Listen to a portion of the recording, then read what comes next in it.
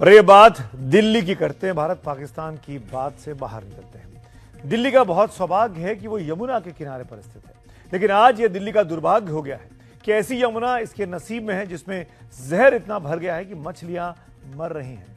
दिल्ली में यमुना पर सबसे ज्यादा राजनीति होती आई है, लेकिन उस राजनीति के मंथन से कभी भी साफ सुथरी यमुना का अमृत आज तक नहीं निकला। बस दिल्ली वालों की तकदीर में यमुना में फैले जहर को पीना ही लिखा है।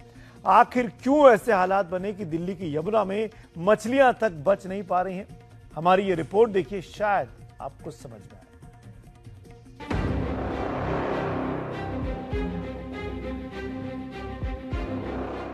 मछली जल की रानी है, जीवन उसका पानी है। हाथ लगाओ तो डर जाएगी, बाहर निकालो तो मर जाएगी।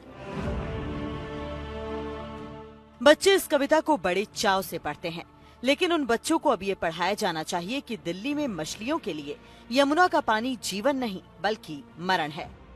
उसे बाहर निकालने की जरूरत है ही नहीं। हमारी सभ्यता और विकास ने यमुना को इस कदर जहरीला बना दिया है कि वो मछलियां पानी में ही दम तोड़ दे रही हैं। पानी जो छोड़ा जा रहा है केमिकल का पानी, उसकी वजह से ये देख सकते हैं क्या इसका असर हुआ है।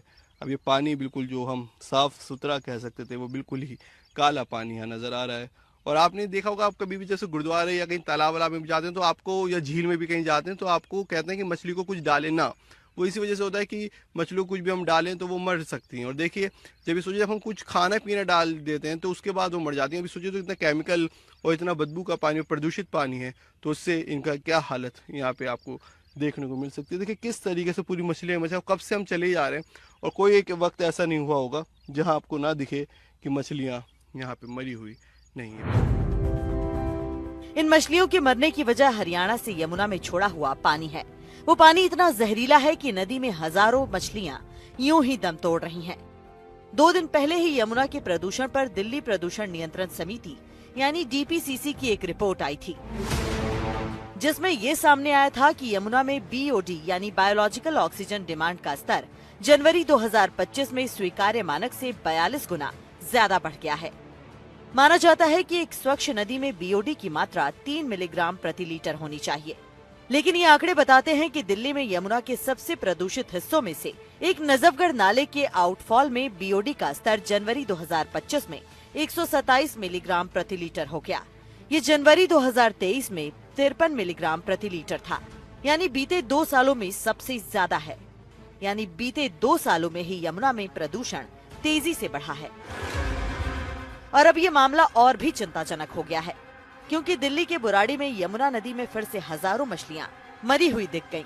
लगातार हम एक बात कहते थे, आपको याद होगा, हम ये कहते थे चुनाव से बिल्कुल जस्ट 15 दिन पहले ये स्टेटमेंट हमने दिया था। ये दिल्ली में हुआ था कि दिल्ली के अंदर जो वाटर ट्रीटमेंट प्लांट है उन्होंने काम करना बंद कर दिया था। दिल्ली की यमुना नदी के अंदर पानी छोड़ा गया था और जहरीला पानी था, और उस समय भारतीय जनता पार्टी ने कहा जी हम झूठ बोल रहे हैं, हम गंदी राजनीति कर रहे हैं। लेकिन आज ये बात बिल्कुल आपकी रिपोर्ट से सच साबित होती है कि कैसे सोनीपत की ड्रेन से, कैसे दिल्ली के अंदर, दिल्ली की यमुना के अंदर कैसे जो फैक्ट्री का पानी है, जो इंडस्ट्री का पानी है, उसको छोड़ा जा रहा है और पानी पूरा जहरीला है, जिसकी वजह से यमुना नदी के अंदर मच्छियां मरी हैं। और ये बहुत दुखद है कि इतनी बड़ी संख्या में वहां मच्छियां मरी हैं। उसके साथ साथ जो लोग ये व्यवसाय वहां कर रहे होंगे उनका बहुत बड़ा नुकसान इसमें हुआ है।